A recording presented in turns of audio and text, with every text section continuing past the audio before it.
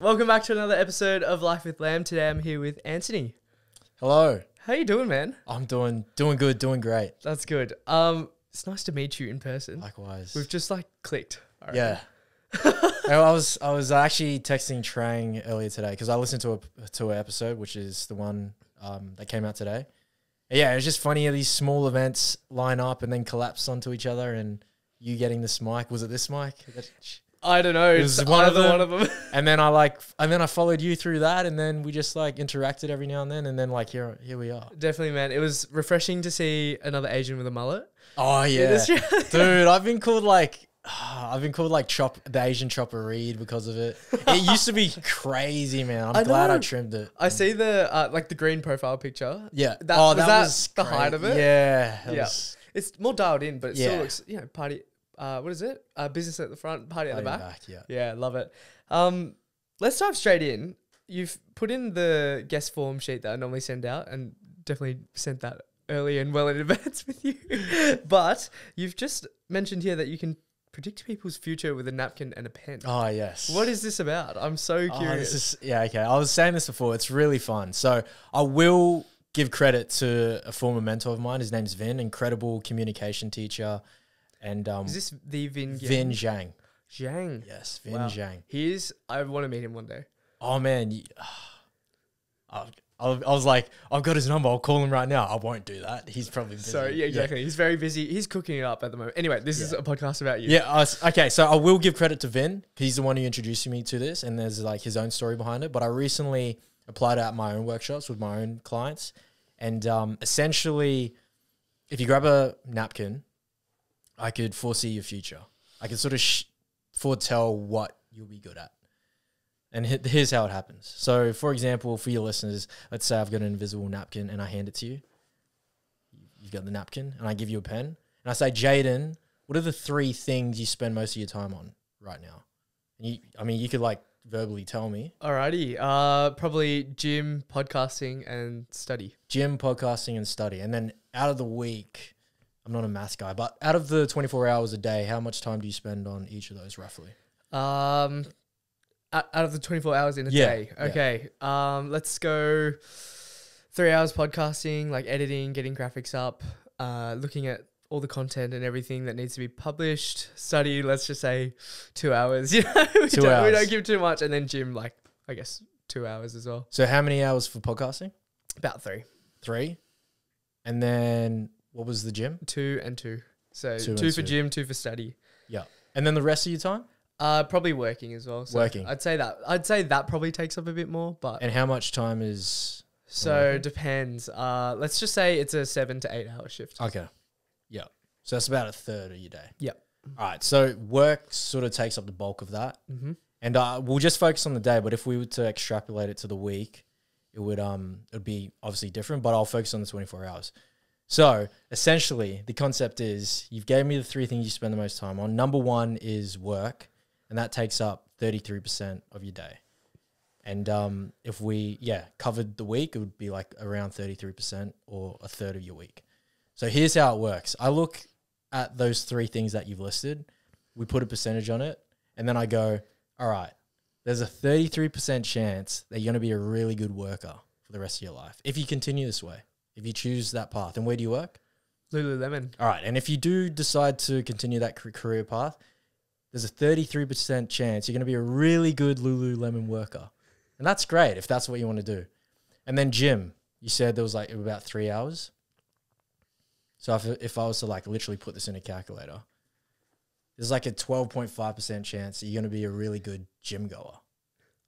I see. Based on what you're doing. I see. So you sort of get the concept now as I go through, you sort of calculate the percentage of where your time's allocated throughout your day, throughout your week, throughout your year. You can then go, there's a good chance if you continue this way, you're going to be really good at this. And the whole point of that exercise is to share that where we put our time is essentially what we become good at. And usually when I run this through students, it's usually 5 hours on phone or 3 hours on Netflix. And it's all these things that they're focused on that's not important to them, that's not meaningful to them. And then I ask them, okay, instead, what are the 3 things you would love to be spending your time on for the rest of your life or for your year? And it's completely different. And then I go back to the whole point of we become good at the things that we spend our most time on. So it's a bit of like a bit of a like poof moment. 100%. But I really like those types of activities where instead of teaching and telling people, you're revealing to them what they already know, but they may not be aware of. And that's sort of a big philosophy of it. Definitely. I think that's one of the most powerful ways to teach someone, where you put it in an anecdotal position where you can actually relate to it, because it's all good and awesome when a rich person tells me, like, if you work, you're 9 to 5 throughout the day, 5 to 9, doing your side hustle, you'll become like me. And it's like, okay, cool. Like, how do I relate to that? You know, like, I'm feeling tired after work. I have a family to look after and those sorts of things. Like, of course, you're not going to pay too much advantage to it or attention to it. Sorry. Yeah. So yeah, I love it. Yeah. So good. Love that little pearl of wisdom. There you go. Use it as well. Yes. If you ever come across someone who needs it, use it. Yeah, definitely. I love that so much. Now, Ant, thank you for your time. I appreciate you coming over. We live very close to each other. We figured this out. I thought you lived like way. I thought you lived west out or in something. like Deer Park or something. Or No, we're like neighbors pretty much now. 5-minute drive. So this is funny because I drove past your street because I didn't realize how close it was. Oh, okay. And I was listening to your podcast on the way here, and I was like, "Oh shit, I just missed the turn. It's that close." It's Like, yeah, okay, fair enough.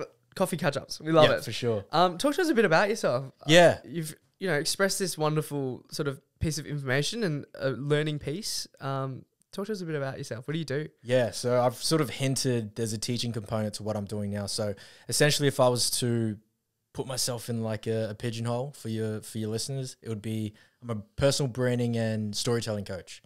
And bear in mind, there's been so many iterations and changes in the last like 2-3 years, but that's essentially what I'm doing. So how I spend my time is I run a variety of workshops, both online and in person, and essentially the main outcome is to guide people to authentically express themselves through discovering and figuring out what their story is and sharing that in an authentic way. Yeah. Beautiful. That's my clip there. Already, no, it's good. Love it. What's been happening recently? I think like this is our first time meeting each other. Yeah. Give us, and also the listeners, a gist about yourself. Like, what do you like to do? What keeps you busy?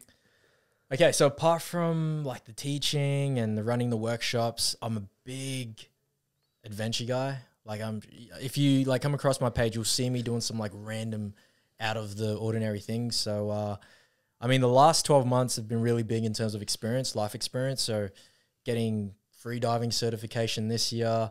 I'm doing my second half marathon this weekend.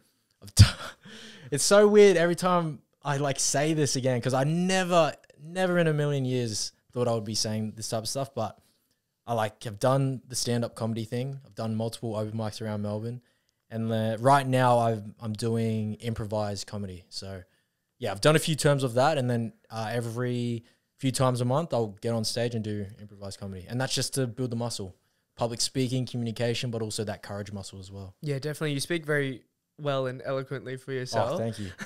I love it.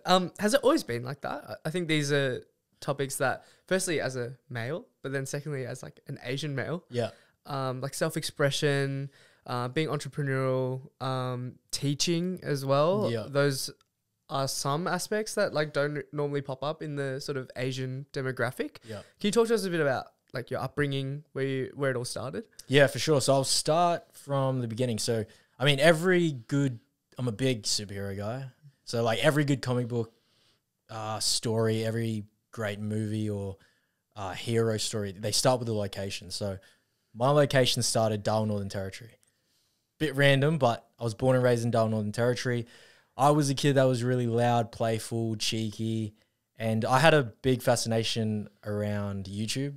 So like being behind the camera, being in front of the camera, and I know you're like smiling, and we've got that connection with that. 100%. Shout out Niga Higo. Yes, 100%. Yeah. So I was fortunate enough to have this Sony Handycam growing up. Mum had a Sony Handycam, and I was attracted to that, grabbed it, and I started just filming videos. So I remember every Saturday morning, I would go out to the street in front of my neighbors' houses before we had phones, and I'd just be like, Jasper, Nathan, and I'd be like Nick Fury and assemble everyone into the street, and then I would just direct everyone and be like, all right, we're shooting a Grudge parody or like whatever Higa's doing that week, and would sort of model off that, and I would sort of direct them, and it was real fun. And that to me, those moments in childhood, that are obviously the meaningful and memorable moments for me. And that's where I felt probably like the most biggest version of me. I'd say like a real life superhero. And I would do that and I would get a lot of joy out of that. And that was like a really bright, vivid moment of childhood.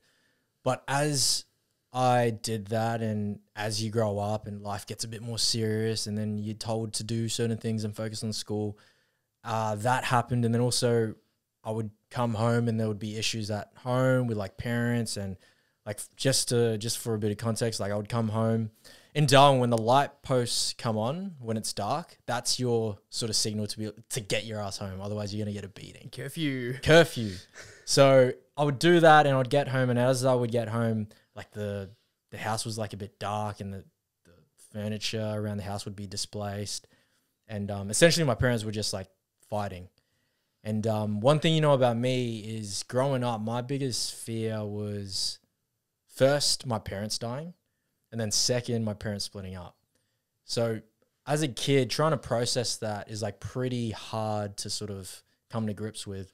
But the way I sort of dealt with that was just going into my shell. So I put down the camera, stopped going out, stopped filming, stopped being that bigger version of myself. And yeah, I became like bitter and angry towards the world, man. So how I expressed myself at the time was I would go into a quiet corner of my house. Usually it was my parents' closet, and I'll just put the camera there and I'll just say how I was feeling, and usually it was just like angry and just like swearing. But that was my outlet. And it's really cool that we have all these tools now. People go to therapy, people have like friends and these spaces to express themselves, but that was my way. Also, there's another funny thing with that is I would also go around my parents' house, and we had like these ant mounds, and I'd grab my dad's lighter and then a Lynx Africa can.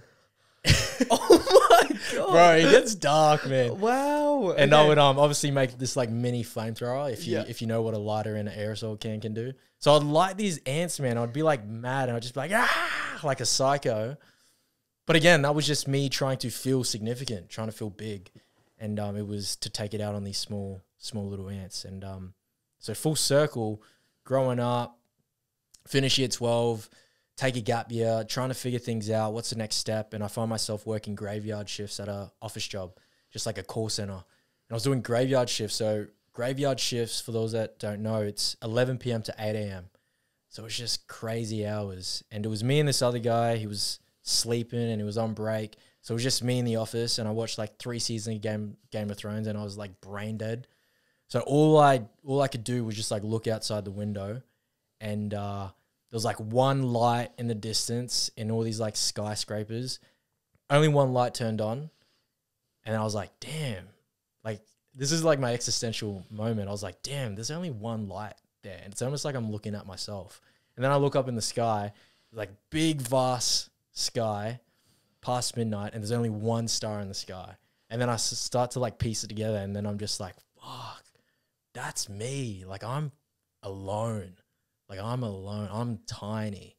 And that was my experience of a existential crisis. How old were you at the time? I would have been, 18, still 18. That is so much to process. Thank you for sharing. Let's unpack it real quick, I reckon. Wow, like I don't even know where to begin, to be honest. But it's very insightful to seeing the escapism in 2 different forms. So firstly, you've obviously got like your hobbies, find complete joy and happiness in creating content and making a fool out of yourself, sort of like on the camera. Like I can resonate with that 100%. And then these career conversations, family issues start to arise, and then you start sort of venturing away from what like initially made you happy into this other form of escapism where it's like you want to feel some sort of significance in your life. So it's, I'm going to start setting ants on fire or screaming into the camera this time. And I think the imagery around that made me quite like upset, or like I can feel something, you know? It's just, I can't put words to describe it, which is awkward for a podcast, but I think you can just sort of see the senses of like the directions that you were sort of heading, and then this existential crisis, I guess, happened where at, I guess, the age of 18, where you're meant to have started to figure it out and started to want all these things to start aligning, you know, like you're going to uni, you're doing your big boy jobs and those sorts of things, and you're going to go into the workforce, but you're working graveyard shifts, and then all of a sudden you see this alignment of things, and then you reflect deeply upon yourself. Let's like date back as well. Could you see the signs of your happiness sort of dwindling once you put the camera away? Yeah, man. Yeah. So I think the whole point of that is to really show, like, when you step away from the things that like give you a lot of life and energy, like the more you try to ignore it or resist it, the more it will like eat you away slowly. And so that was a culmination of years of just not leaning into the things that I deeply loved. And that's a big theme for your podcast, is like just rediscovering that and sharing that with your audience. So I think for me, that was sort of the tipping point or the low point, where it's like all you can do is literally look up when you're at your most lowest. And for me, that was just like looking into the sky. Yeah, wow. And I guess the kicker, so to tie that story up, is now when like when people ask me like, what's your name, introduce yourself, I say Ant instead of Anthony. So Anthony's my actual name. So the reason I use Ant, it's a reminder for those moments when I feel small, like an ant in like a big world. Like when ants come together, just like humans, there's a lot of strength in numbers, strength in community. And you could do the impossible. Like you see videos of these ants lifting these things that are 30 times their weight. And then you add like all these other ants and they can do really big things. And that sort of just is a reminder for me, like lean on your fellow human. Have these spaces where you can like chat, because there's a lot of power in that. So that's beautiful, man. And I guess it saddens me to hear that, you know, sometimes, you do start to step away from the things that do light you up. And that's something that like I refuse to do. Like I refuse to drop this podcast. Yes, I might have had a break from it and haven't been posting as much, but it's like I haven't let it escape me, and I don't intend for it to at all. And I think we grow up where this narrative is pretty apparent, where it's like, you know, finish high school, your final 2 years, they get pretty serious. You know, you start to drop your hobbies as well. I don't know if you noticed that, like whether it was sporting or those sorts of things. I know I dropped like karate and swimming and those and basketball as well at pretty early stages of my life, I would say, where, you know, like you didn't consider yourself to be able to make it. Like, and if you couldn't make it so professional, then like, why do it? You know, and that was actually really sad. And I reflect back on it. Obviously COVID impacted a bit of it, but you look back and all these kids just start like dropping hobbies that they used to do. So I dropped piano as well because VCE got in the way. And it's like, you can definitely keep those things on the side as a hobby, as a passion, as something that you enjoy and get fulfillment out of. You shouldn't have to drop it because of this narrative of, okay, well, now it's your final years, like, let's just knuckle in sort of thing. And I regret dropping piano, and that's why I refuse to let this podcasting thing go to waste. I don't know if that's like something that you felt. Yeah, like I've gone through my own version of that, where it's like, yeah, obviously the main example is like being on the camera, but also just being playful, larger than life. So everything that you see in my content now, or the things that I'm doing in terms of these experiences and adventures, they're filling voids that I had when I was younger.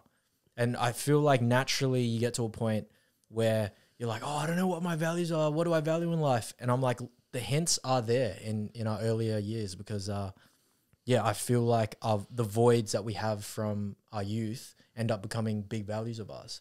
So for example, emotional suppression. Now a big part of my thing is like communication and like storytelling and like listening what others have to say. And also with like the comedy and the improv and like approaching strangers. A big void for me growing up was like being able to break out of that shell of that being introvert and being shy and timid. So yeah, it's all like culminating now. Talk to us about that, like timid, shy character, because you did allude to the fact that you were, you know, larger than life, like a very bright character, and I can already see that from our conversation now. I think it's like sometimes pretty uncommon within Asians. Like, have you always been like that? Oh, yeah, man. So people ask me that, and my immediate reaction is I'm like, I'm giddy and I'm smiling because I'm like, hell no. Like, no, no, no, no, no, no. So I'd say from like 1 to maybe 10, larger than life, playful, cheeky.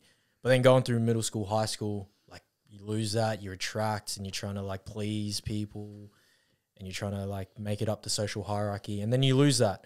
But then I feel like eventually, hopefully, I'm an optimistic guy, you get to a point where you start to realize like what your true values are, like what are the things that are real and right for you. And to me, that was like being that playful, bigger person. And I feel like a lot of adults, they do the work, that internal work where they can like reconnect to those parts of themselves.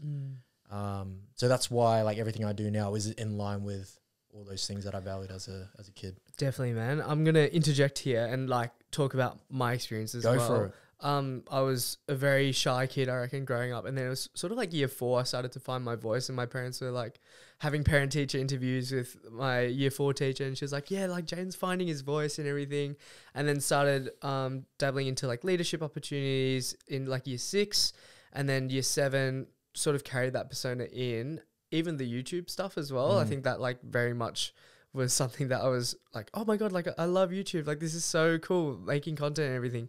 And then it's those experiences where, you know, kids look down on you.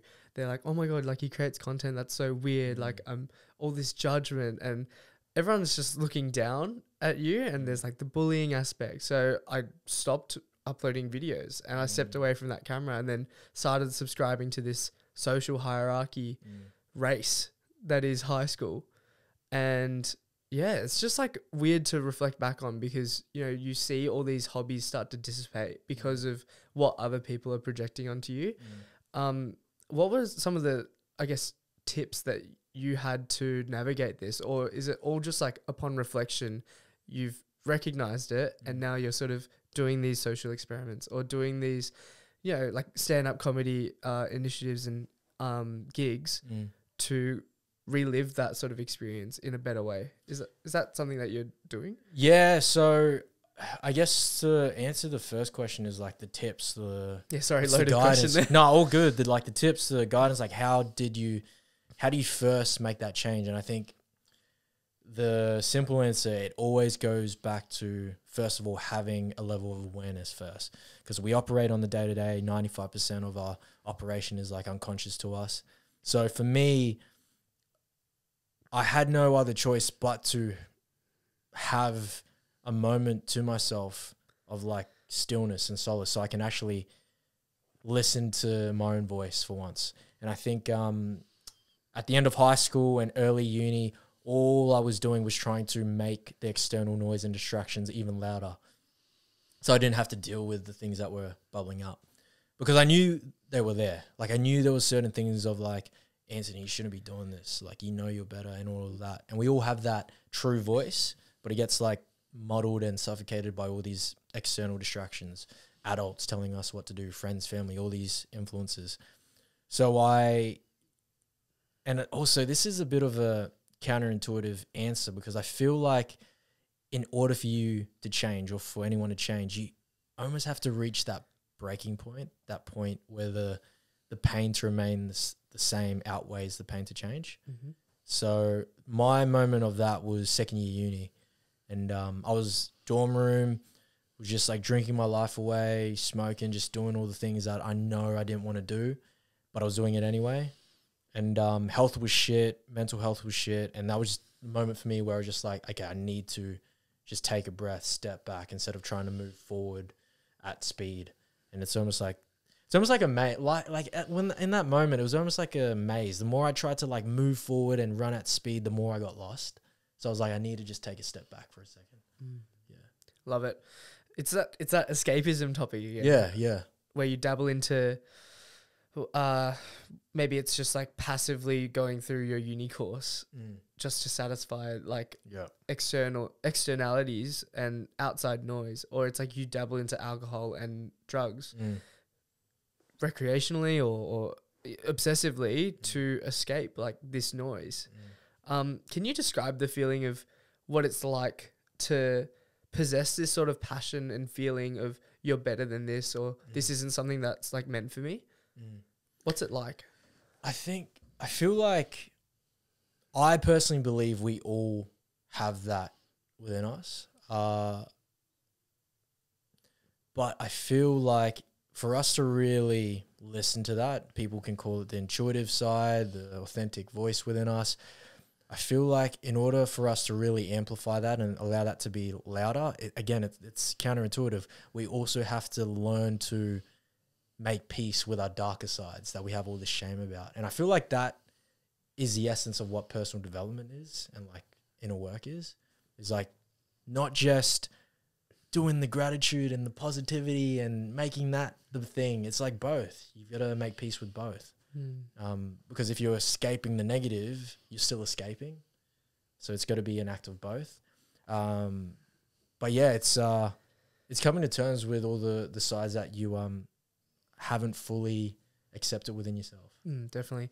And you're someone who puts yourself out there free of judgment, is very self-expressive as well. Like that's the main, I guess, premise of the content that you make. Communication is very important.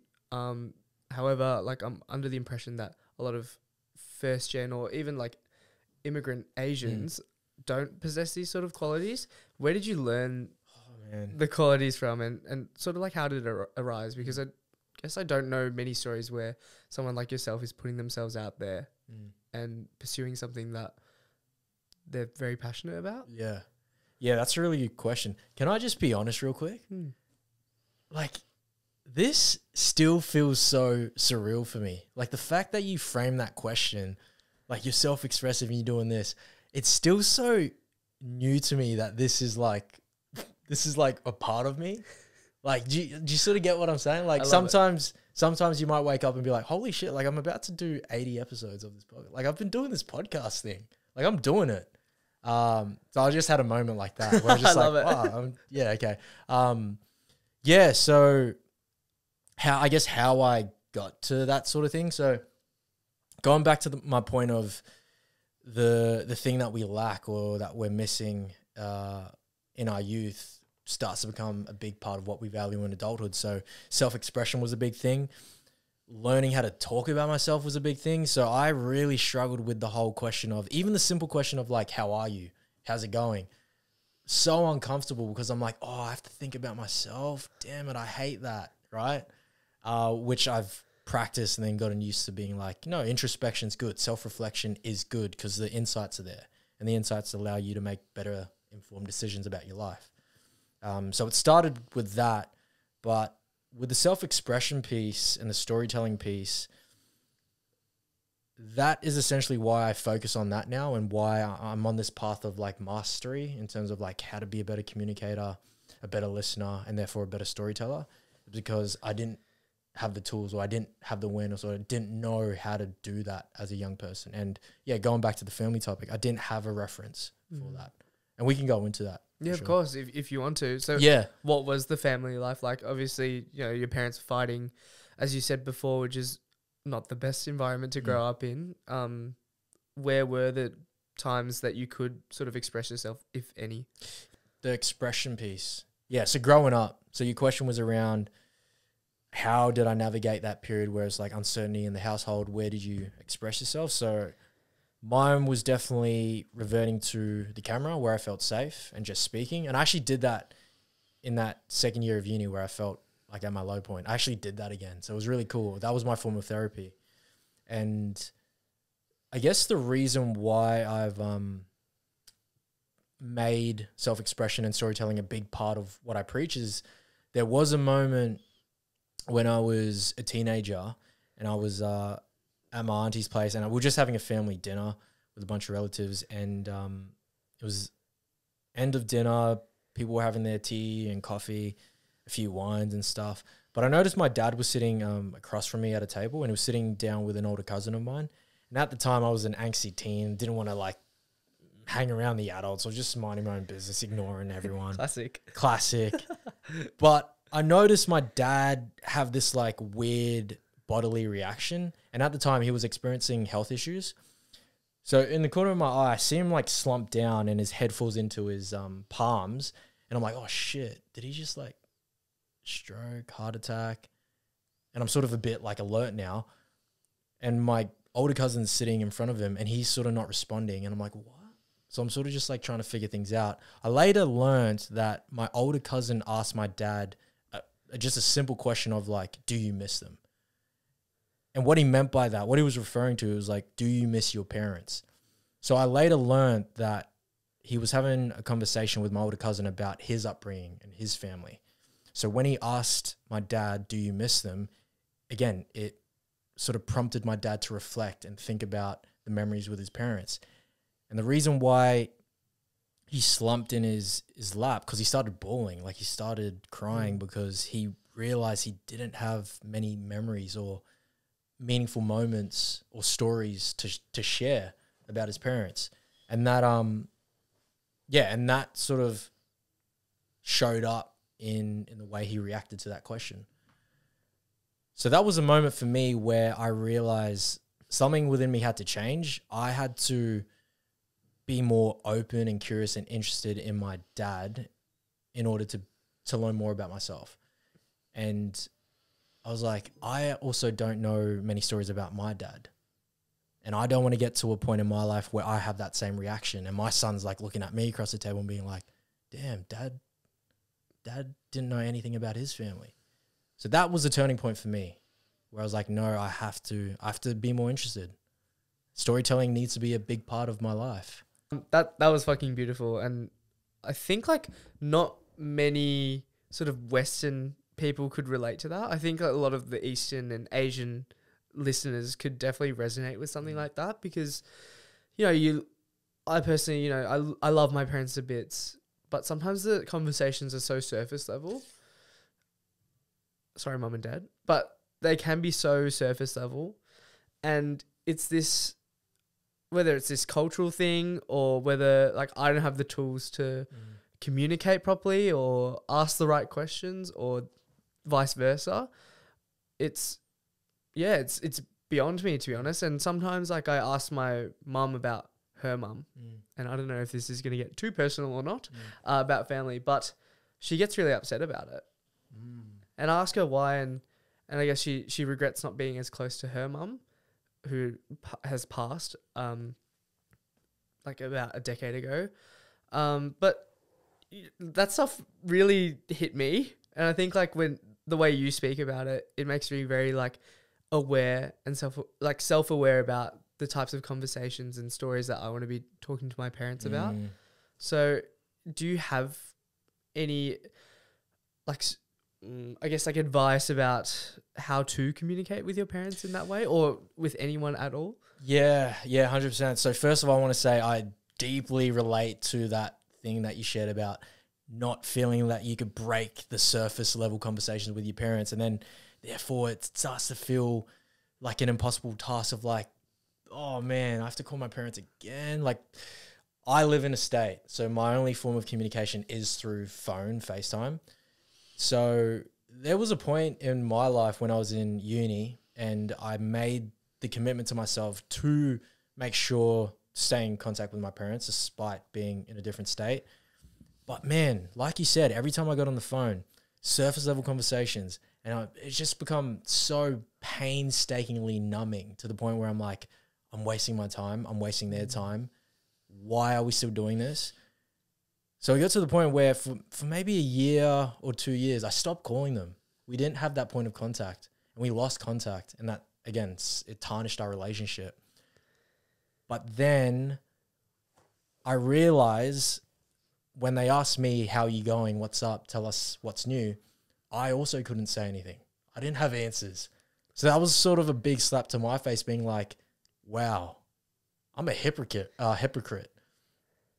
So that also spurred me to be like, okay, instead of trying to ask the same surface level questions, be genuinely curious about them. What do you want to figure out about them? So when I just made that mental flick in my mind, I started asking Dad, what was your high school sweetheart? How did you meet Mom? Okay, where did you take her on the first date?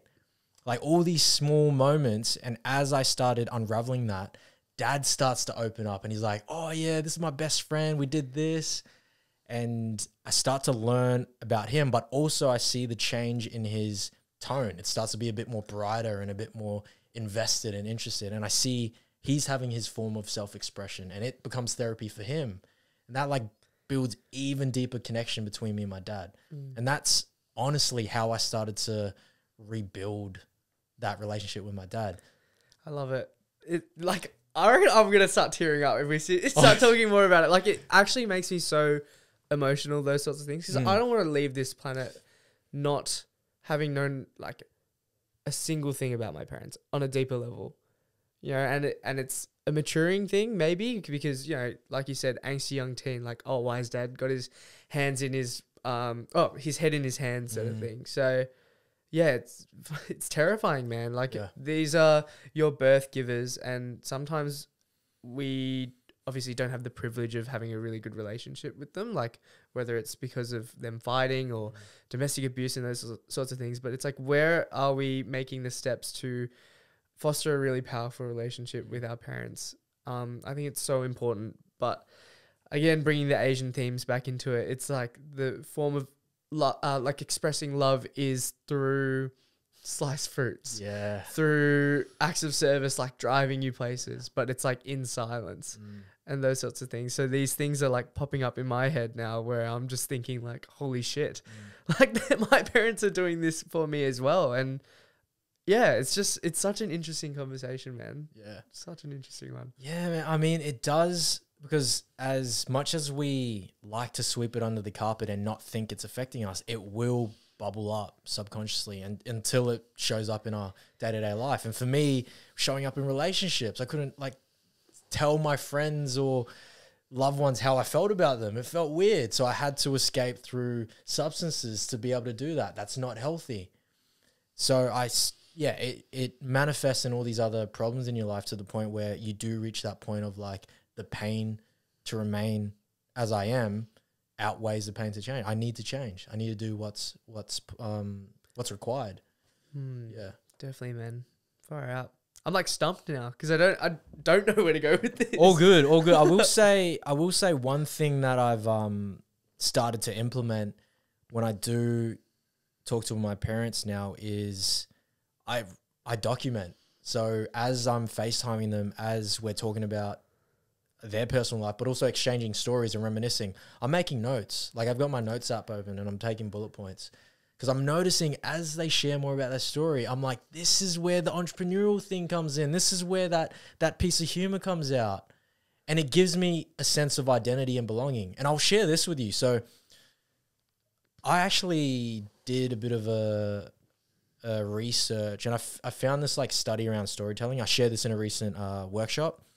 This guy, a child psychology of 30 years, he ran an experiment where he had a bunch of families that had kids. So there was a group of families. He split them up. One half, their kids went home and they sat at the dinner table. I think for a few months they ran this test. And the other half, the kids got home from school and they just like went into their room. And what they noticed at the end of this experiment, the single predictor of the kids' happiness and emotional well-being was the amount of stories exchanged at the dinner table. And what they discovered was, as they exchanged more stories about their grandparents, their great-grandparents, their family, it brought more sense of, like I said, connection, identity, belonging, a sense of pride about the kid, but also like the greater family tree that they fit in. So it was like really powerful study. And the whole point of that is storytelling. It's why I preach storytelling, because storytelling is not just a nice to have. This is a must have. Like, this is a necessity for humans. You're so passionate about it. I can see it. It's so good, man. And that dinner table study is actually so relevant to like myself. My grandparents live downstairs where we're recording right now, and we have dinner every single night together as a family. It's like one of the most beautiful things ever. Yes, there's a language barrier between my grandparents, and yes, sometimes we're just sitting in solitude and in silence, but it's like one of the things that you just cherish. You come back 7 p.m, you know when dinner is, and you're having like dinner together, and it's just like one of those things that, you know, you look back on and you think, oh God, like have to come home for dinner like 7 p.m. Like, oh, what a waste of time sort of thing. But you really just cherish those moments because you hear stories about kids who just take their food and go into their room and just eat. And I look at that and I can't comprehend it, to be honest. Yeah, I don't know where I was going with that, but I guess cherish those times that you have with your family because you just like don't know when the last day will be. Sorry to head down that way, but you just don't know. Yeah, well, what I'll add to that, because that's a really great observation, and this is something that I preach but also teach in these like storytelling workshops, is that people tend to say that they don't have meaning in their life. They don't have these memorable moments. But I go back to exactly what you say, and I say, look into those tiny moments that are happening every day in your life, those 5-second moments. So for you, that's coming home at 7 p.m., having, you know, a spread of delicious home-cooked food with all this love poured into it, and just having that time of solitude, that time of presence with your family, the people who are important to you. That's stuff that matters. That's stuff that holds a lot of value in your life, and that has added a lot of meaning into your life. But we overlook that, right? Because it's me. And then when we're in that state of me, everything's zoomed in and we're missing the view that's all around us, all the beautiful things. And one thing a mentor shared with me is when you stare at something for long enough, it starts to become invisible. And then I heard that and I'm like, parents, friends, family, all the privilege I have of being an Asian born in Australia. Like, it's great. Like, I'm living life. 100%, man. And like, sometimes I'm guilty of it myself. Like, I pull out my phone at the dinner table. I'm like, fuck, like, just put it down for literally this 30-minute encounter, or 20 minutes even. Like, just put it down. And then it shits me because my brother puts headphones on at the dinner table. I'm just like, holy shit. And sorry, Brendan, like, love you to bits, but it just shits me, you know? And I look back at like some of the behaviors that I exhibit at so I'll speak from me. I won't throw him under the bus anymore, but it's just like cherish these times. And I think a barrier that I can't get over is the language barrier. Sometimes like I envy those families that, you know, you can speak to the grandparents in the same language, talk about what life was like back then. Because I speak broken Cantonese. Like, I don't know how to learn anymore other than, you know, asking for food, asking how they are, like what they've done for the day. And they'll just say like, I don't know, I went for a walk, watch TV sort of thing. So it's like that language barrier. And I just wish that I was able to speak on a deeper level with even my grandparents. Man, you've prompted something in me to share. And this is the powerful thing with having these discussions where we're just like talking from the heart, nothing scripted. This is all a form of like pure expression. Like, we were going to go off a script, and obviously the podcast is around career stuff, but I think this stuff is so important for self-development, finding your why and passion as well. Like family, such a big aspect. Yeah. Sorry to cut you off. No, all good, man. Because this all comes into play because your values ultimately shape your beliefs and how you show up and what actions you take in your world, and therefore what you decide to do. And these small things that we're talking about are the pieces of gold that hold the insight into what we value as human beings, as individuals on this earth. And family obviously sounds like a big one for you. Connection, that's why you do the podcast. So it's really important to have these spaces where you can talk like this. And for me, like when everything's all said and done, the tombstone thing, like if we were talking about the morbid stuff, like the tombstone thing, I recently took a student for a sunrise walk through a cemetery. I know it sounds weird, but there's a reason behind it. I asked him, what did you observe? And he was like, we walk down the main entrance, you see all these beautiful tombstones, and there's all these flowers. And as we go deeper and deeper, you get to the ones where they start to crack and there's no flowers and the writing starts to fade. And we all ultimately become forgotten. We start to just like waste away and just like fade away into history. But the one thing that stood out is the thing that people say about us when we leave this earth. It's the epitaph, the text on the tombstone. And those are the values. Jaden, he was a great communicator, great listener, facilitator of awesome human to human conversation. Like those are the things that matter at the end of the day. But we can't have that without the human to human interaction, without the exchanging of stories, without getting to truly know who we are behind the title, behind the name badge, behind the fancy materials and all that. Definitely, man. Wow. That's awesome. I love that so much. This is shaped up to be an awesome chat. Like, so, it's lighting me up talking about it because I think it's something that like I've hidden in my heart for a long time and like haven't publicly spoken about it or like discussed it. So it's actually really insightful. Like the family thing? Yeah, the family thing and everything. So, and it brings me back to this like memory that I cherish a lot. My grandma asked me the other day, she's like, so what do you do up there? What do you do up in that spare room? Like, where do you keep finding all these people? Why are there randoms going up the stairs? Literally, it's like some sort of, I don't know, brothel. Maybe that's why they're song at the dinner table. They're just like... Yeah, they're like, geez, what is our grandson doing far out? And I told her, I was like, so I'm honestly not enjoying uni. And I want to talk to these people who are doing some cool shit with their life and seem to be enjoying and are very passionate about the things that they're doing. And she was like, you go. You go. And I was like, absolutely, Grandma. Like, I love you to bits. Like, thank you so much for that sort of validation. And it was so cool. Like, it was one of those moments where I'm going to cherish that forever because she was curious and she asked, despite a language barrier being apparent, she was, just willing to learn and actually find out what was happening. Like, what are these 3 big boxes that are lights, you know? Like, what are the tripods sitting here? What are the couches doing here? What is this, Hollywood? Yeah, exactly. What are you trying to do up there? And then she's like, subscribe to me on YouTube and everything. Dope. It's just like so wholesome. Yeah. That's beautiful as fuck. That's so wholesome. And I really love where this is going because as we get deeper into this episode, what I'm observing is this like bodily reaction that's spurred on by these emotions, these moments that are coming up. And this is what the most beautiful thing about me teaching storytelling and running these workshops and having like these discussions is the more you share, the more you express yourself, the more you exchange stories, more emotions start to pop up. And these emotions are anchored in these meaningful, memorable events that happen in our life. And that's where the meaning is. So the more we like have this conversation, the more connection we have 100%. and the more things we can like talk about.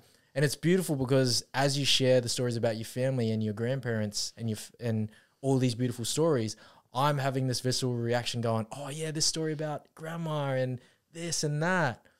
100%. And it deepens connection. And at the end of the day, the most beautiful and important thing when it comes to humans is like being able to connect like this. Definitely, man. Let's step away. Let's go. I love that conversation so much. I wanted to ask, you know, these sorts of topics are, I would say, classified as taboo by a lot of people. And, you know, you seem like someone who's very like emotionally intelligent, puts themselves out there and those sorts of things. Have you ever had those moments where people have looked down on like what you do? And what's that been like? What's the imposter syndrome been like as well? Yeah, so it's cool that you ended on imposter syndrome because I did experience that moment in real time when you were like talking about that question of like, so when were you always self-expressive and confident?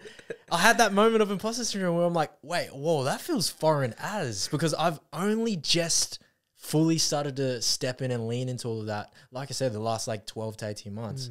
So there also is a period of really coming to terms with that. Like this is this identity that I'm affirming and I'm embodying now. But yeah, there was many times, and let's be honest, I still experience times where I'm like, I should not be filming myself talking about these topics on social media. I shouldn't be getting paid to talk, and I shouldn't be, like this is not me. But like I've put in the work, like I've gone through the real shit. Like I can have a say because I've lived through it. And I think true imposter syndrome, you can only experience that if you haven't backed it up through your actions and through your experiences. So I'm always saying if you're wanting to do something, consume the information, consume the knowledge, but verify through your own experience many times over. That's the reps. That's the repetitions. Because like I said, you're 21. When I was 21, there was no way I'd be doing stuff like this. No way. And I'm 25, but I've gotten to the point where I had to first turn on that camera and record 20 videos, never post it, stutter and do all that thing to get to the point where you can build some confidence and competence to what I'm doing and what you're doing. Many times, I still go through it. And also I will share this thing of like imposter syndrome because I know a lot of people experience it. I'm on the side of you have to experience imposter syndrome. Like if you're constantly stretching yourself and doing these new experiences, you're going to eventually experience a feeling of being an imposter because it's new. It's foreign. It's going to be like that. It's a given. It's a guarantee. Definitely, man. And that's what happens when you experience something uncomfortable. Of course, you're going to have this imposter syndrome. Otherwise, like everyone would be like an expert on everything and anything. So yeah, it's awesome you share that. And I wanted to touch on the topic, like you're a guy. And I think obviously the mental health scene is, I don't know. Is that a trigger word? Oh, we're not in high school. Yeah. Yeah. So mental health, like I think, and men predominantly, like sharing and speaking their feelings, it's pretty taboo. It's definitely increasing and getting better as time goes. But has there been anything surrounding that, like any lashbacks or is it lashbacks? Yeah, I mean, as I've been more vocal and public with like content, like I post a lot of videos talking to camera, thought leadership and talking about expression and mindset and stuff. So I'm in the public eye and I'm not a big fish, but you're definitely in the public eye, and people, strangers, people who don't know you have access to view your stuff and then form an opinion around that. So I've gotten heaps of backlash, and I get so many old people comment on some videos and they're like, who are you to be talking about XYZ? You're and they'll just like give you names and stuff. And like I've been called a narcissist. I've been called what else have I been called? Just like you should have a degree, or who are you to talk about XYZ? But I go back to the point of we've all lived a life for X amount of years. We've all experienced very unique experiences, completely unique to you. Therefore, you have a say to talk about those experiences because you've lived that. And that's all I operate from. Just as long as I'm speaking from a place that I've verified through my experiences, I'm going to talk about it. Like that's what we're here to do. We're here to like share our experiences so other people can learn from them. Definitely, man. I love it so much. And you did marketing at uni. Yeah. When was that turning point for you? Like when were you like, holy shit, like I want this sort of platform and I want to share this wealth of knowledge to people? What was that all like? Yeah, so second year uni, that's when, and I already knew this. I already knew uni wasn't for me. But I had to make the decision, and realistically, I don't think I had the courage to drop out, even though that's all I wanted to do. Same. I feel like we're relating so heavily to each other. Yeah, right now. so I think it would be a really cool conversation because like you're in a similar spot. Definitely. And second year uni, I was in my dorm room and I was like, I'm wasting my energy and focus on the things that I don't love, and it's not giving me any sort of satisfaction or fulfillment. So I gave myself I literally locked myself in my dorm room away from my roommates for a few weeks and just gave myself the space to just like reflect and think about the things I liked as a kid. So all the things started to come out, which we mentioned at the start of the podcast. The filmmaking, the storytelling, the being playful. And then I restarted that learning process of like how to create videos. Went on YouTube, learned how to edit videos. And then I bought a Sony a6000, this like small camera off Marketplace. Decided to start recording and making videos for fun, just so it could fuel that sense of curiosity again. And that gave me life again. And then to sort of fast forward, I refined those skills and I ended up doing like videos for small businesses and like signing a client out of that. They were paying me to make videos for them. But that was a pivotal moment because it gave me the evidence of like, you are providing value to someone and they're seeing that and they want to recognize that. So there's this value exchange, and then that gave me even more confidence. And I guess also during that time, I decided, and I'm not sure what uni do you go to? Melbourne. Okay, I'm not sure how they're set up, but I did a lot of digging and I realized that we have a lot of benefits as a university student. So I want to like spit some game for the university students who are still actively in uni. If you're in a spot where you're like, I feel like I'm wasting my time, but I'm going to hold out. I'm going to complete my degree. If you've got spare units or electives, please look into the overseas travel experiences that you can do. There's a bunch of grants and scholarships that you can apply for, and pretty much that means free money. So I milked the fuck out of all of those. And for the last year and a half of my degree, I was traveling to Malaysia, China, South Korea, and it was all funded, or it was all supplemented through uni. And I got all this life experience. And at the same time, I brought my camera, I was making videos, editing, and I was just practicing these skills of content creation. So like milk that. Beautiful. I want to counteract that because I feel like COVID absolutely shafted Okay, and that's everyone. all right. And then I need to remember that we just had a fucking like mass Lockdown. world event. So that obviously didn't happen the last few years. But if you're starting at the moment, if you're starting uni now, those take that advice. 100%. Those opportunities are like endless at the moment. Like they just want to send students off. So many of my friends have just like gone overseas to go study abroad and everything. And I'm someone who's like, I want to finish this year. So I feel like I don't have that opportunity anymore, but please milk it. Yes. And if not, like if you don't have those opportunities, like just travel. Like that's the one thing I forgot to mention is traveling out of your home state, but let alone your home country, will just shatter all these like limiting beliefs that you have about the world. And it will show you parts of yourself you didn't know existed. So like, yeah, lean into that for sure. I love it, man. I'm just mindful of time as well. Yep. We'll have to organize a round 2 for sure. Like, this goes quick, man. Yeah, it goes so quick. Is there anything that you'd like to end on? Like, I would quickly like summarize. I think it's so amazing to see someone who's like an Australian-born Asian stepping up onto a platform and advocating communication. I think it's like, firstly, ironic because we're not known for our communication skills, and I know a lot of friends who struggle to communicate with parents or friends, or are very introverted and can't express themselves in the way that they might want to, but don't have the tools to. So firstly, to those people, check out Ant. Like, he sounds like an absolute legend. It's so cool to see you advocating that message, and thank you for sharing your upbringing and the themes that were coming from that, and how you connected the dots to sort of establish the career that you're in right now. I think you're the perfect embodiment of sort of like someone that I want to be. You know, like, damn, oh, that's heavy, man. No, damn. like I actually mean it, because I can see so many like resemblances, like wanting to wait out uni to do it, but still knowing that it wasn't something that completely resonated with me, and just trying to find my way in a different way. And the camera work and bonding over Niga Higa as well. Like, I think it's been such a great chat, and I know that a lot of listeners can get a lot of value out of that, especially that parent segment. We're all at that age where we're growing up, starting to see the importance of family, and how, you know, communicating with them and sharing these experiences with them is so important. People are moving out of home. People are like wanting to travel overseas and those sorts of things. You start to miss your parents a lot. Yeah. And if you don't know much about them, like, how much do you know about yourself? Exactly. But is there anything that you want to end on?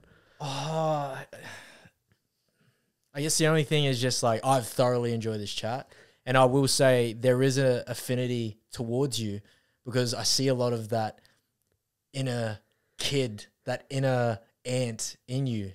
You're so perceptive, you're so curious, you're constantly trying to pull all these like snippets and pieces of gold from people, and then amplify it and share it with your listeners. And I guess it's that whole thing of just like leaving the world in a better place. And I'm in my world, I'm just trying to do it one story at a time. And we've shared so many beautiful stories today. So you've made this an absolute honor. Oh, thank you so much. So kind. Ant's links and social media will be in the show notes, but if you want to plug yourself now as well. Yeah. So I post all my content on Instagram at ANTONIE_NG. And I make an effort to share snippets of those like old footage of me when I was introverted, because I do want to be really clear, like you can change, and I want to be that real raw example of that. So yeah, Definitely, that's man. me. Thank you so much for your time. I really appreciate it. Be sure to follow @Life with Lamb podcast on Instagram, and we'll catch you in the next episode. Yo. Yo.